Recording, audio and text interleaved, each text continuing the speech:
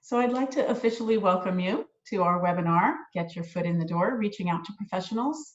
My name is Anne-Marie DeGeorge. I am a career consultant in the CPDC, and I work primarily with students from the School of Music, School of Drama, and the Mellon College of Science.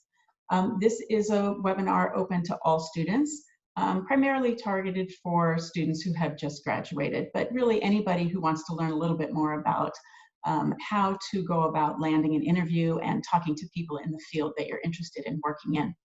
I'm very, very happy to have two of my colleagues joining me today.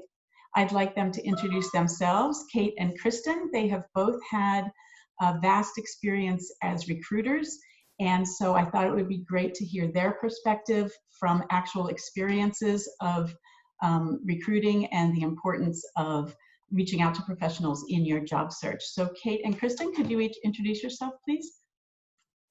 Sure. Hi, I'm Kate Livingston. I'm happy to be joining you. Thanks for the invite, Anne-Marie. And I work as a career consultant in the CPDC, specifically with master's computer science students.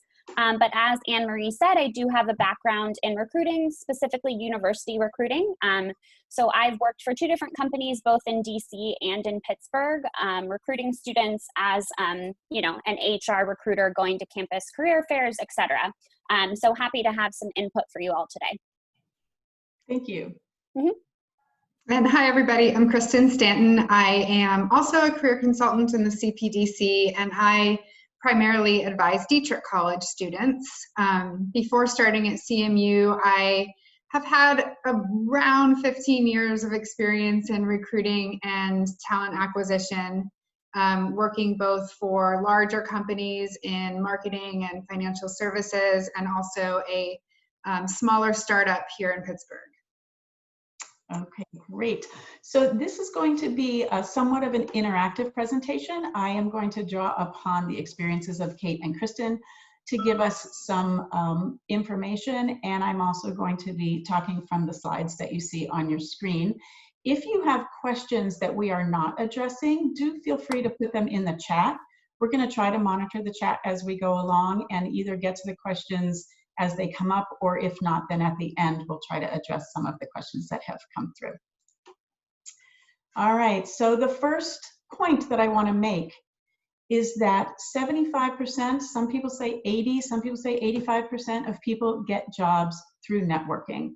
You've probably heard this before. We reinforce this point over and over again in the CPDC because there's really no way to undervalue the importance of networking.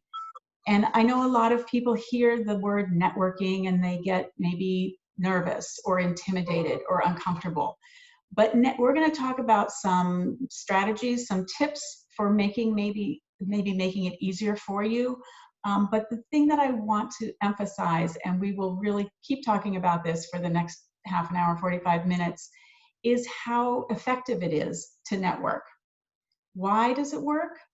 The primary reason is because hiring managers trust referrals from people that they know. They would rather interview somebody who's somebody that they know has said is a good candidate than just looking at a resume.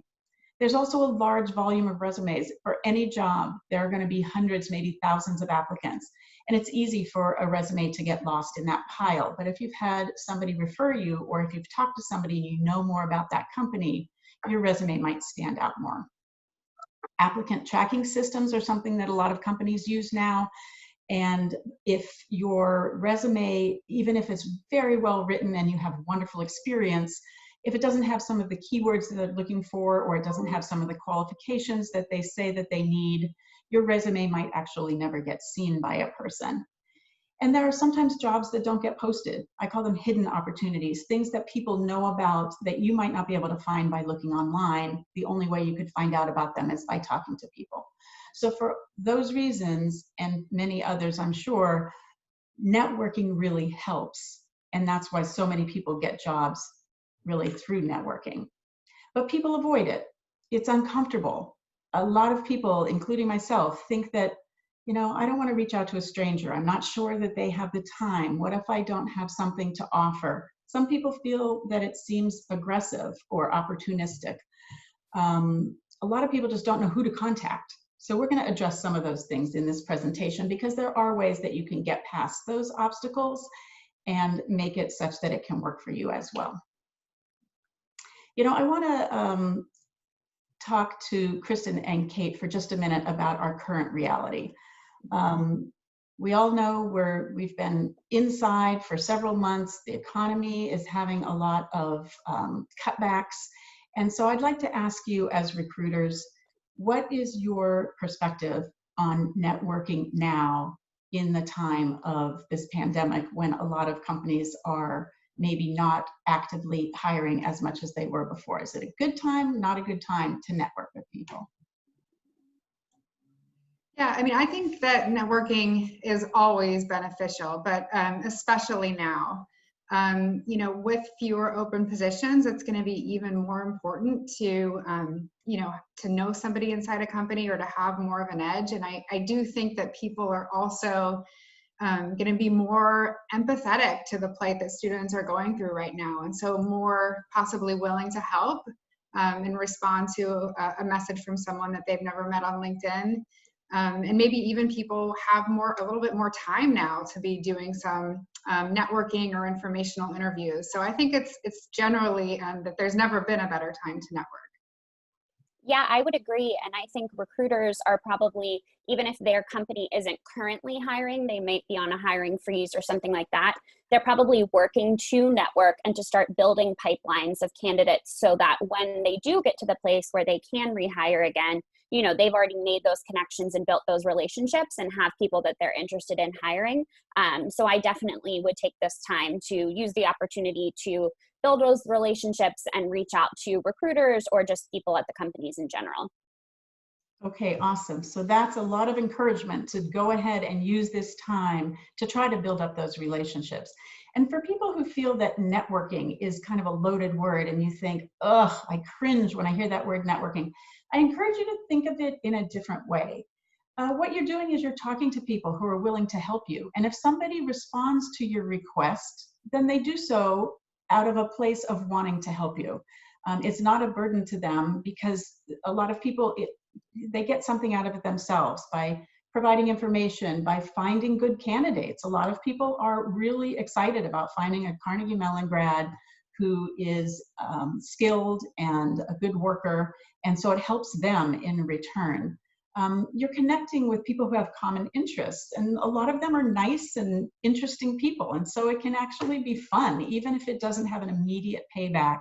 You're building a network of people who are interesting and people who you might cross paths with at future times. Remember that you're sharing information. Networking isn't all about taking. You're often in a position where you can give information or assistance to somebody else, and it can be a mutual relationship.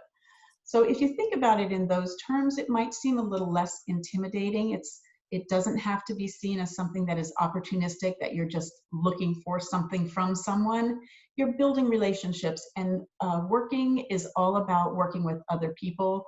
And throughout your life, these relationships can continue to be meaningful.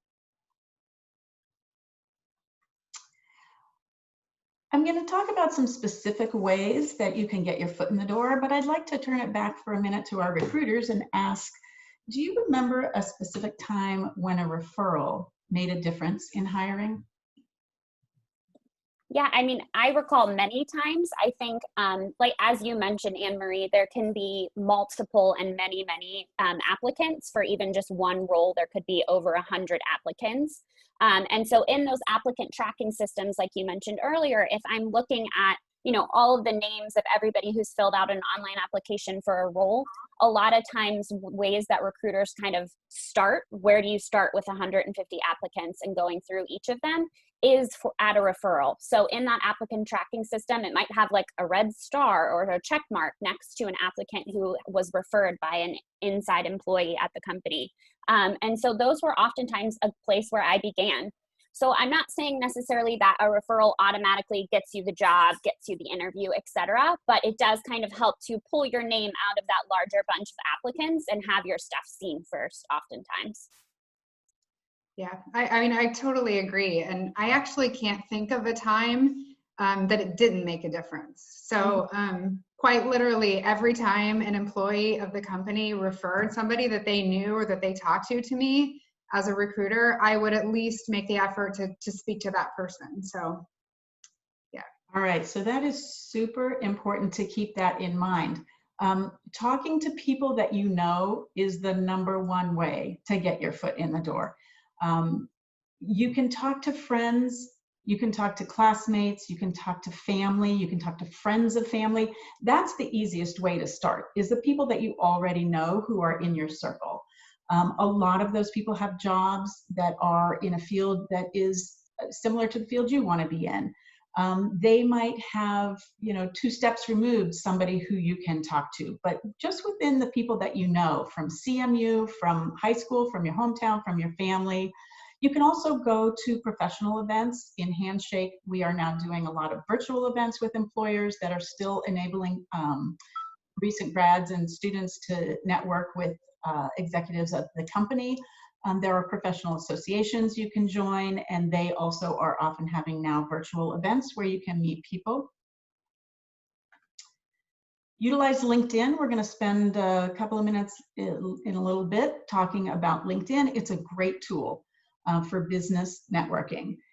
There are other social media platforms, of course, Facebook, Instagram, things that you use maybe more in your personal life, but LinkedIn is a very highly respected and very well-used tool and platform for connecting with others in your field of interest. When talking about LinkedIn, I want to make sure that you each have a LinkedIn account. If you don't, make sure and get one. And if you do have one, make sure that it is current. You want to have your current skills and experiences highlighted, and you can put your current resume on there. And it's we'll talk about the alumni connection tool in a minute. You can reach out to past employers. If you had internships, if you worked at a company that you may or may not want to work there again, but you knew a lot of people probably. You met people, and those people might know of opportunities. If they're not hiring, they might know someone else who is, and they might be willing to pass on a name to you. You also could consider doing temporary work. Sometimes, especially in an environment like this, companies can't hire a full-time employee, but they might be able to hire somebody on a temporary basis. And if it's someone who knows your work, they might be more than happy to have you do something on some kind of a temporary short-term basis. And then that can not only fill a time gap for you and earn you some income, but it can also lead to other opportunities in the future.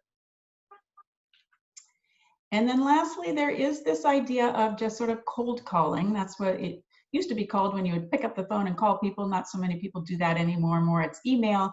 You could try to identify companies that you're interested in working at and finding the right contact and contacting them to see if there's anything. But let's ask Kate. Kristen, do you think that that is effective to just contact people? I mean, yes, I don't recommend actually calling, but emailing is effective. And I think it's something, like you mentioned earlier, sometimes students are apprehensive, or just people in general are apprehensive about networking and reaching out to somebody that they don't know. But as a former recruiter, I can tell you it is kind of the way of life in recruiting. I got multiple, whether it was emails or LinkedIn requests or LinkedIn messages, almost daily as a recruiter. So it's not uncommon. Sometimes I wasn't the right person, and it can be hard. And we understand how to identify the appropriate person, which I know is something Anne-Marie is going to cover here soon. But even if I wasn't the right person, I could at least pass it along to a colleague or a recruiter who was. So I do think it is effective for sure. And I agree. And then, we also have something in the chat from Matthew, who asked if you're already connected with a recruiter for a sector of a business you aren't applying for, can you use them as a referral for a different sector of that business? And I'm understanding what you're asking. The answer is yes. I would just speak to the recruiter and just say, is there somebody in this other sector of the company that you might be able to connect me to? And I'm sure that they'd be happy to do that. So yeah, absolutely use them as a resource so that you can get to know other people within that organization. For sure. And in terms of social media, do recruiters typically look at Facebook accounts, Instagram, those kinds of things? We did look at social media occasionally, and it would kind of depend on the type of role we were hiring for. So we would always check a candidate's LinkedIn profile, and then depending on the role, we would occasionally check Facebook and Instagram. So if it were a creative position, we would often look at their Instagram to get a sense of their their aesthetic and their tone. If it were a marketing position, we would look at their Twitter just to see what their overall voice was. And of course, sometimes if you're on the fence with a candidate, you might look at their social media just to see if there are any red flags. So I would say yes, we often would check social media. Okay, yeah. so. And I would agree. I mean, definitely LinkedIn. LinkedIn was the first place to check for sure. And I agree with Kristen. I think it really kind of depends on the industry that you're hiring into or the type of position that you're hiring. I previously used to recruit and hire engineers, so it was less likely for me to check their more personal social media accounts, but definitely still LinkedIn accounts, etc. So I think it does just depend on the role, the company, the industry that you're going into. Right. And because it's never known whether or not a recruiter will be looking at all those things, even if your account is private, I think that it's important to remember somebody might be able to see what you have on there. So make sure you're representing yourself in a professional way, in a way that you are proud of, nothing embarrassing or, something that would get you in some way disqualified from the position. The whole purpose of your social media is to present yourself in a way that encourages recruiters to call you in for an interview. All right, so in order to prepare, here are my suggestions. I think a lot of times people don't know where to start. And so I think that the best way to start is to think about what is your most important priority right now in finding a job. If you could find the ideal job, would it be at a particular company? Is it in a particular industry? Is there a very specific position that you hope to get? Or is it a location that is driving your search? Those are very different searches depending on which one of those is most important to you. So if there are certain companies that you are very interested in, it's a great idea to start by looking at those companies' websites, and then we'll talk about how to find the people that work in those companies that you might be able to contact. If location is your primary driver, you still need to think about what companies, what kind of industry. Of course, that's going to be dependent on your skills and your interests, but it gives you a starting point. So my suggestion is develop a strategy so that you're not just scattershot, because it can be very overwhelming. There are millions of people in the world, obviously. There are thousands and thousands of CMU alums. You need to have a starting point. So if you pick one of those things, it gives you a way to search when you start. You can always branch out after you get started. It sometimes often helps people to set goals. Do you want to reach out to one person a day, 10 people a day, 30 people a week? Decide what's comfortable for you. Some people would rather do it one day and then wait and see what kind of response they get through the week. Some people want to do a little bit every day. Whatever your style is, think about it at first if you have a goal, and then have a system where you can keep track of those things. You don't want to forget whether or not you've reached out to somebody, and then you have to spend a lot of time going through your emails, and that can be very time consuming. If you set up a simple spreadsheet, put the name of the person, where they work, the date that you contacted them, and then a column for whether or not they responded, then you have it at one place, you have it all, and it's very easy to keep track of who you need to forget about, who you need to follow up with, and maybe you'll start to see a pattern as well. You might want to practice your self-introduction. When you're networking, it's always going to be important for you to introduce yourself. Who are you? You're a graduate from Carnegie Mellon University, you majored in whatever. What have you done and what do you want to do? And why are you contacting this person? Those are probably the three main things. It can be said in 2 or 3 sentences, 10 to 20 seconds. But if you haven't thought it through and practiced it, it can become a roadblock for you. So just practice it ahead of time. Very simple, very straightforward. It'll give you confidence that when you network with people, you'll feel more comfortable telling them why you are contacting them.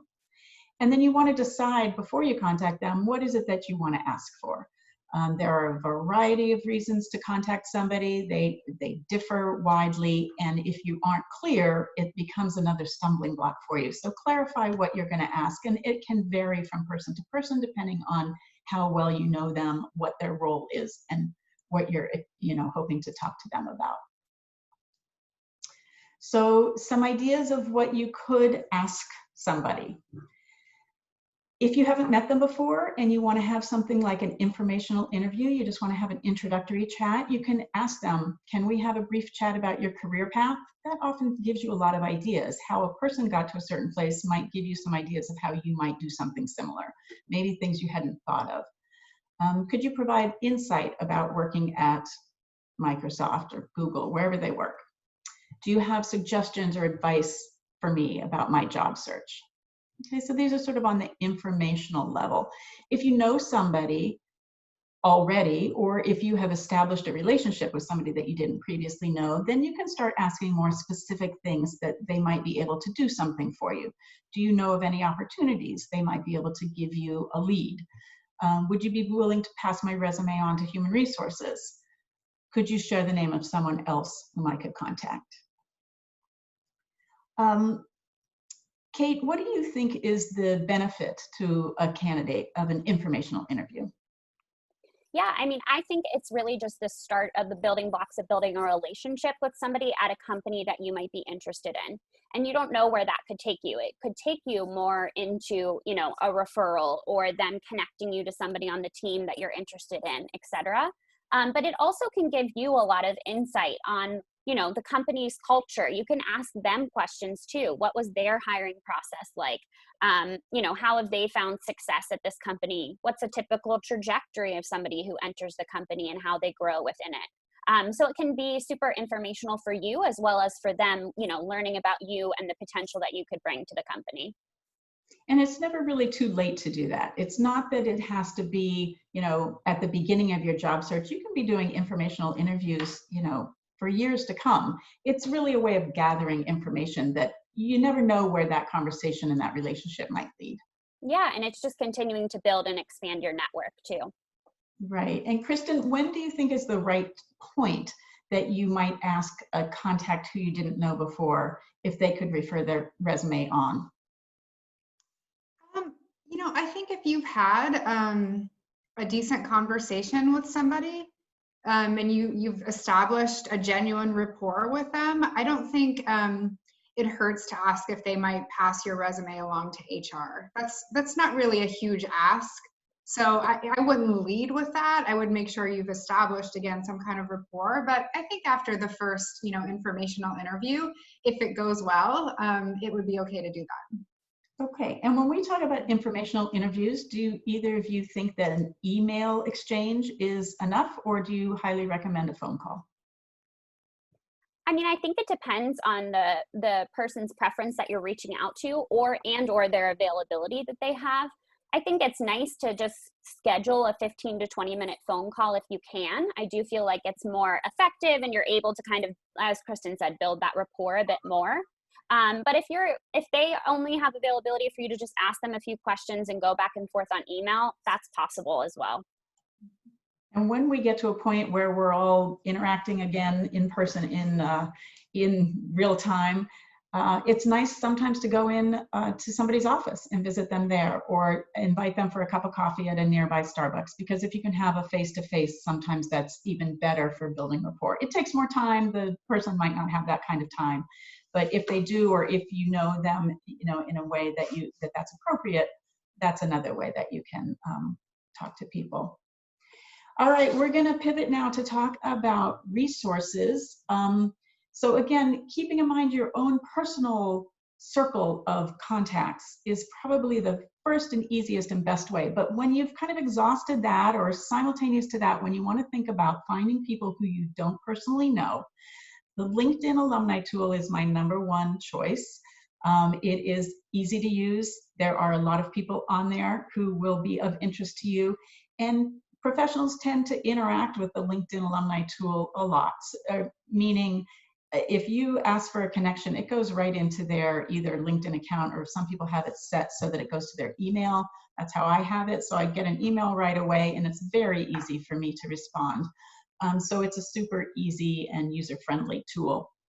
Career Shift is something that is available to us as CMU students, alumni, staff, because CMU pays for it, and it's available to us through Handshake. So I'm going to go through that after I spend some time on LinkedIn, because Career Shift is the best database that I know of that has information about people's professional, really, their business email and phone number. You won't find those things on LinkedIn. You're going to be working just through messaging on LinkedIn, but in Career Shift, you can get their direct email address, which is very helpful. And then we have the CMU Alumni Directory, which is another great way to connect directly with alums. And you can do it by your interest, you can do it by your year, and you can find people's address information sometimes that way as well. The LinkedIn Alumni Search Tool, probably many of you have already used this, but I'm going to run through it briefly. I'm not going to do a demo. If anybody is not familiar with it or tries it and is having difficulty, I encourage you to contact your career consultant. We are happy to walk you through how to do this at any point. But you go to LinkedIn, you can search for Carnegie Mellon University, and this is the page that shows up. You can see there's on the left, a menu, home, about, jobs, and alumni. If you click on alumni, this is what comes up. You can see that there are 91,547 CMU alums from the year 1900 to current on here. So that's obviously a huge resource, pool of people. It's broken down by where they live, where they work, and most importantly, you can search by basically anything. So the point of this tool is that you search for people that are either at a company that you're interested in working at, in a field that you're interested in, a position, or in a place. Any of those things we talked about a few minutes ago. You can search by any of them, and you can try different kinds of searches and see what comes out to be the most helpful to you. But your goal is to find people who are in positions in companies that you want to connect with, to get information from, to talk to them about, again, the company or their careers, or if there's a way that they know of opportunities or can help you. To connect on LinkedIn, you simply press a button that says connect, and it's going to send an invitation. But before you press send invitation, I highly recommend that you include a brief personalized message. LinkedIn does not require that, but we highly recommend it because it makes it more personal. If you just press the button that says connect, send, then they get a very generic, this person wants to connect with you, but they don't know who you are, they don't know why you want to connect, they are more likely to ignore it. But if you include a brief personalized message, and it can be as simple as, good afternoon, Ms. Romano. I recently graduated with a BS in Mathematical Sciences from Carnegie Mellon University, and I'm interested in connecting with alumni in the financial services industry. Thank you, Marion Sun. So that's just an example, but what it does is it introduces yourself, it states how you're associated with this person, they're an alum, you're an alum, and it states why you want to connect, you want to learn more about that industry. Very simple and straightforward, but it raises the probability that the person will connect with you. Once you invite them to connect and they say yes, then you're able to message each other back and forth. And as soon as they connect, that would be a good time right away to respond with a message. You want to restate your intention. You want to customize this message with some details, more details than you had in your original one about what you want to talk to this person about. If you're asking for a phone call, you want to be very specific with when you're available. And you might even mention the time zone so that there's no confusion about that.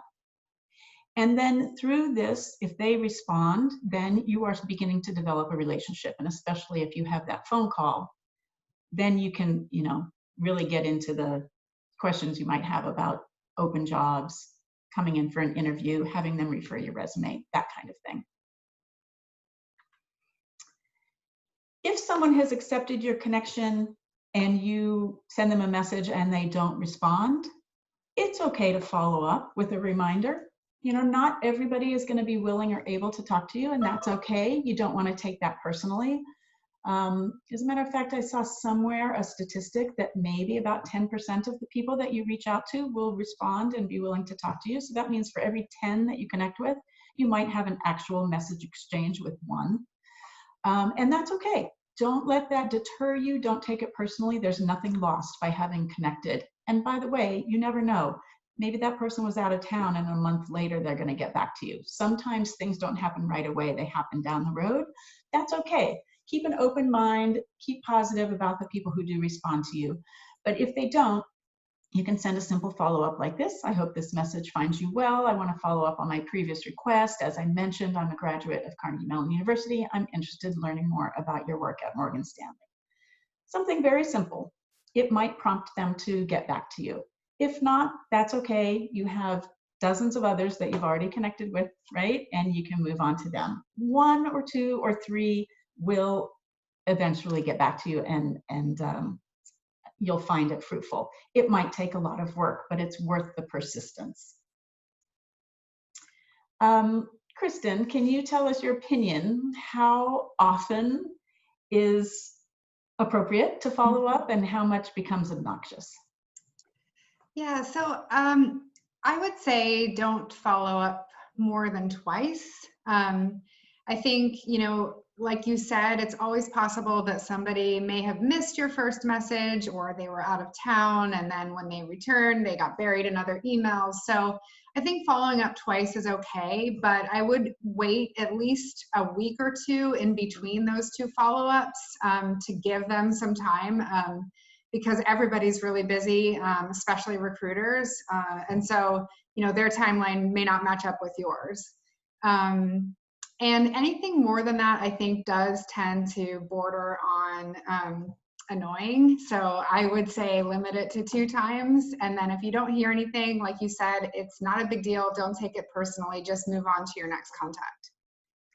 And Kate, do you think that that statistic that I read somewhere is probably true? About 10% will actually have a messaging back and forth after the initial connection? Yeah, I would definitely agree. And just know, like you said earlier, you know, there's no harm done, even if you don't hear back from somebody. Like Kristen said, just kind of, if you follow up, then just kind of move on. And it could be moving on to other people in that company too. So it doesn't just have to be one single person at a company that you reach out to. You could do 2 or 3. I wouldn't do a ton. You know, you don't want to reach out to 20 people from the same company, but you can go to, you know, the next recruiter or the next team member that you see to reach out to them as well. And then we did have a question in the chat along these lines. So they asked, does it make more sense to reach out to people at companies you're interested in before or after you've applied for a position there? I typically tell students that you can just kind of simultaneously, as you're applying, be doing this networking piece as well. So reaching out to these folks on LinkedIn or via email. If you've already applied, letting them know kind of which jobs that you've applied to, even using the job number can be helpful for somebody like a recruiter. Or if it's beforehand, not just saying, hey, I'm interested in your company, what do you have for me? More so being proactive that I know that you guys have these 2 positions. I'm interested, would love to learn more about them, set up a chat with you, etc. What do you think though, Kristen? Yeah, I agree completely. And I would just add, you know, don't wait until you find a position that you're interested in to network. It's totally fine to make connections, even if there isn't an open role available. Mm-hmm.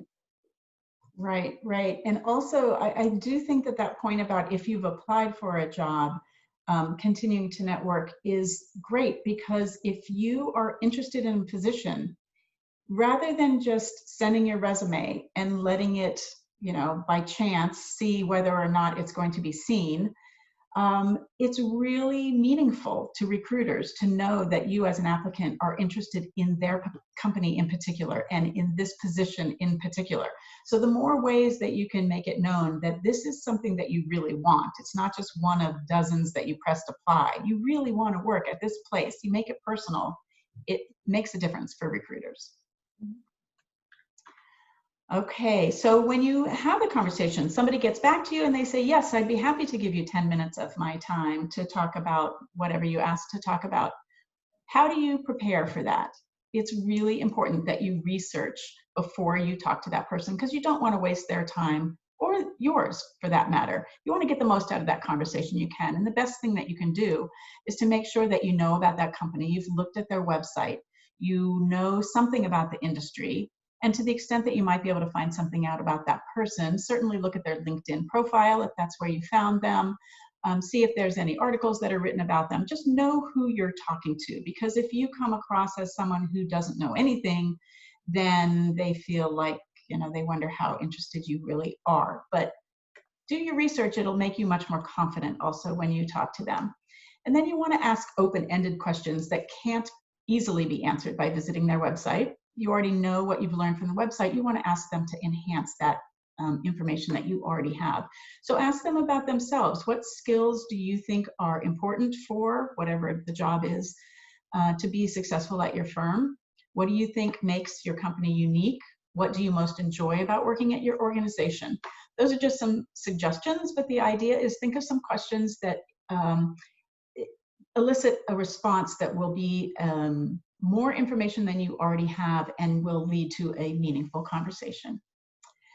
You do want to conclude your conversation within the specified time frame. If you said 15 minutes, try to keep it at 15 minutes. Ask if you can keep in touch after this conversation as you continue your job search. Always be sure to thank them. You want to be gracious. You want to be respectful. Thank them for what they have given you. And follow up appropriately. Afterwards, if it's a phone call, you might give them a one-sentence thank you email. I really enjoyed speaking with you. You might wait a few weeks and then follow up if there was something specific that you talked about. You can continue the conversation or follow up in that way. Kate, is there anything that you would suggest that people not do? Good question. I would say the main thing for me as a recruiter that I can just remember is just the incessant follow-up.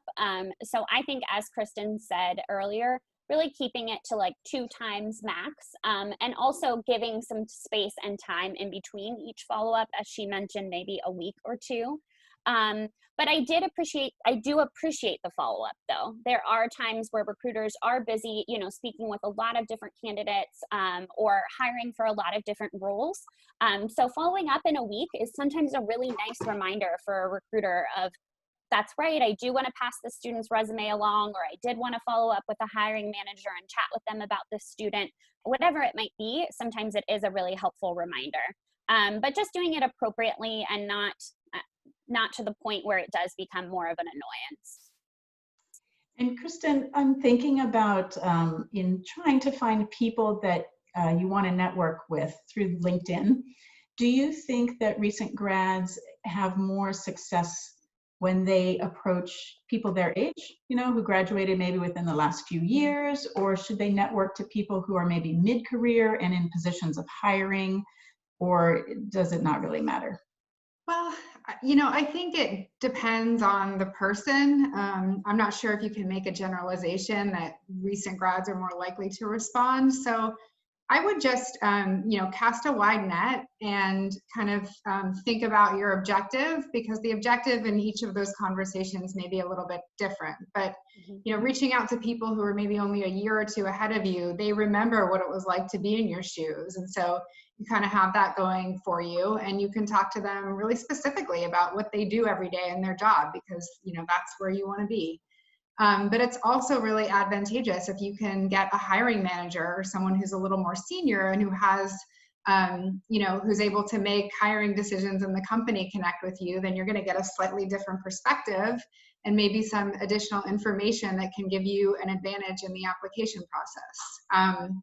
The only thing I would probably recommend against, unless you have like a personal family connection, like, connecting with C-suite level executives, CEOs or CMOs, or even, executive vice presidents, in my experience, you probably have the least amount of success getting them to return a message, just because they have a lot of other things going on their plate. So, but I think otherwise, junior level, mid-level, for sure, try it all.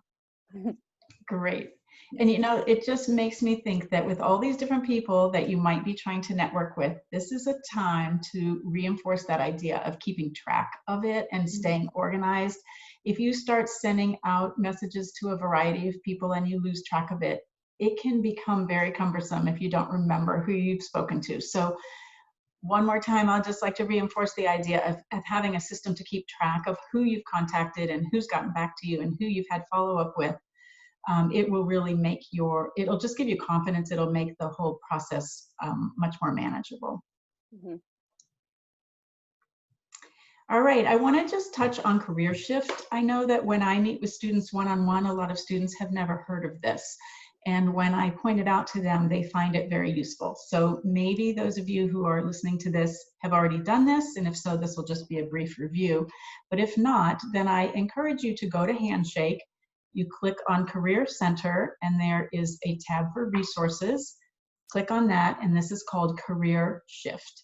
And when you first do it, you have to set up an account. The account is very easy to set up. It's just your email and a password and a couple of security questions, I think. But it's free to you, and as long as you have a Handshake account, and it is extremely useful. So this is just a screenshot of what you'll see when you get into Career Shift, and it shows you that you can search by, well, first of all, they do post a lot of open jobs, so I find it to be a very good source for finding open jobs, and you can search for the jobs by industry, by location, by position, any of those things. But if you go to the contact section and you want to search for a contact, you'll see that if you know somebody's name, you can search by their name and you will find their contact information. But what I like to start with is the school attended, because similar to LinkedIn, if you want to find CMU alums, you put in Carnegie Mellon University and school attended, and especially if you can also narrow it down by industry and or location and or company, even if you know that, you can really pinpoint specific people who are in specific jobs in specific companies and get their contact information. And again, like I said before, this is the only database I know of where you can get their email and their phone number. So it's extremely useful if you want to do a direct message instead of going through the steps of connecting on LinkedIn. So this is just an example. I searched using Carnegie Mellon University as the school. I put healthcare as the industry because healthcare is one of those industries that is hiring right now. I narrowed it down. I wanted to see who was in Pittsburgh, who's graduated from Carnegie Mellon, who's working in healthcare, and 83 people showed up. So then it would be a process of going through those 83 people and seeing, are they working at a company that you're interested in? Are they in a job that you're interested in? And then you narrow it down and you find the people that you want to contact. So I picked this one just because he popped up, Matt Corin, just to show you that you can see where the red arrow is. There's his email address and there's his phone number. So it's a very useful way of identifying people and connecting with them directly. Kristen, you were in HR for a while. Do you think that people might use Career Shift to find HR recruiter contacts and then email them directly? Do you recommend that or not? I would recommend emailing an HR recruiter after you've applied for a position to follow up on your application. And as Kate said earlier, include in that email the job number, when you applied, and then just go ahead and reattach your resume. I think for me as a recruiter, when I would get an email from a candidate, I would, there's a saying, the squeaky wheel gets the grease. And so, getting that sort of follow-up would at least ensure that I'd go into the ATS and take a look at their application.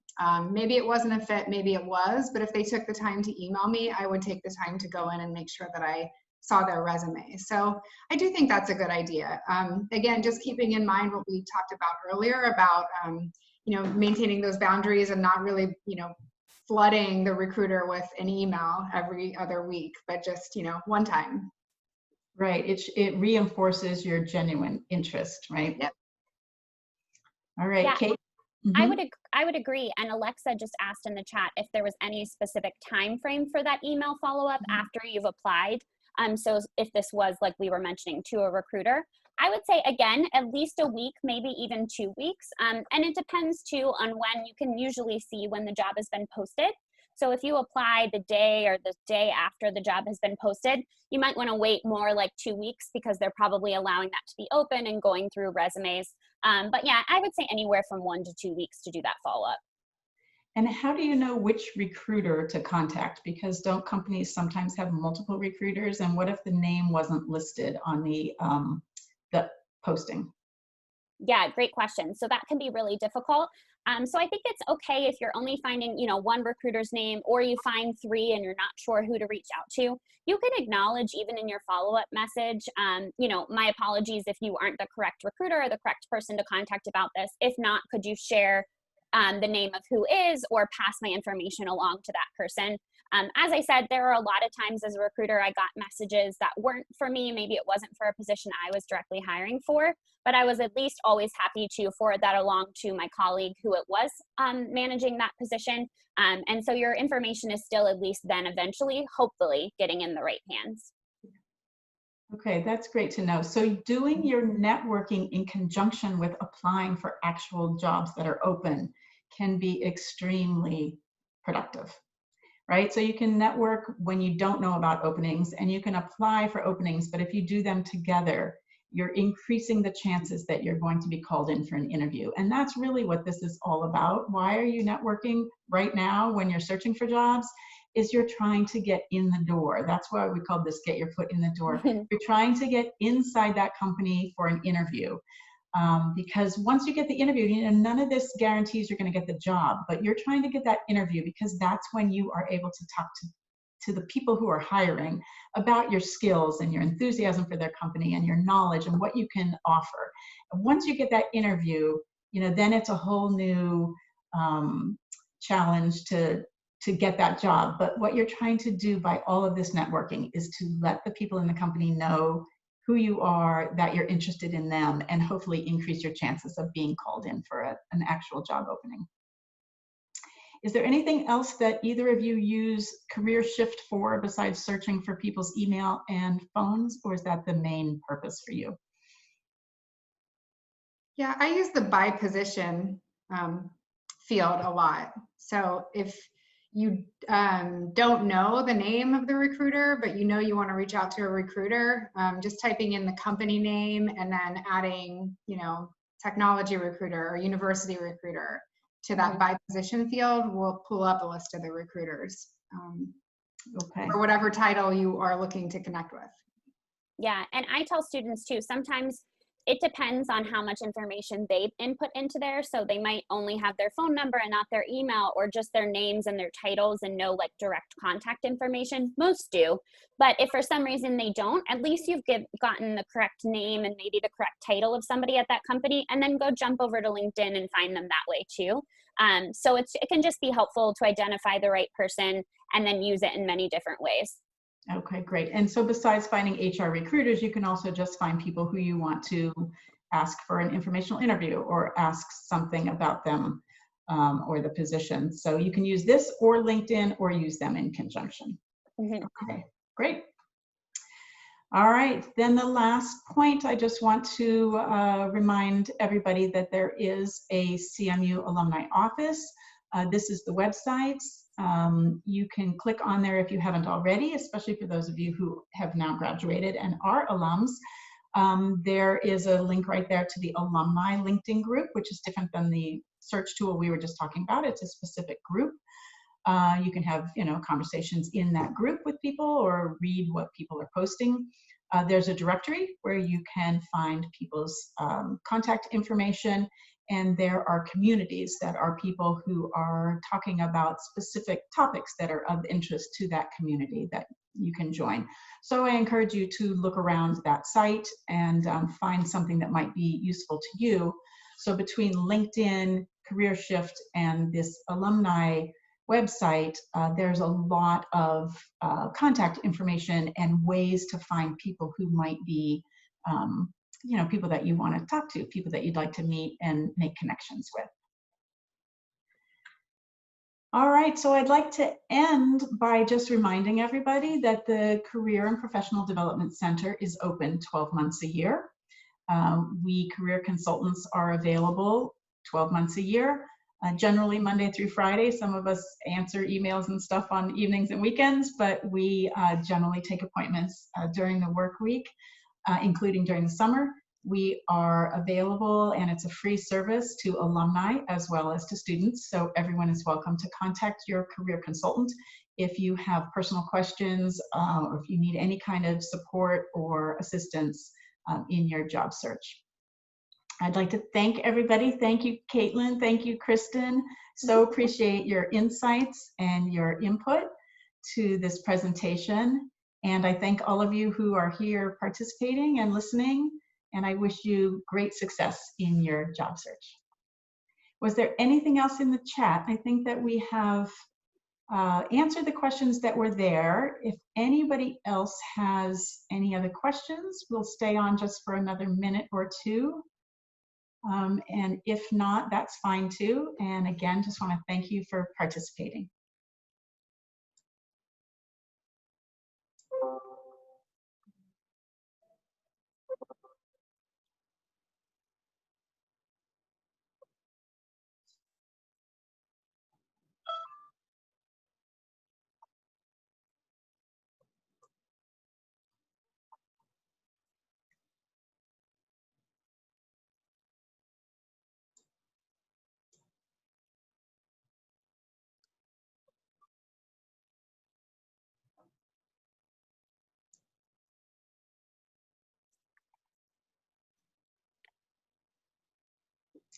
Okay, well, I don't see any more questions, so I'm going to end this session now and say thank you very much. Thank you. Thanks. Bye, everybody. Bye.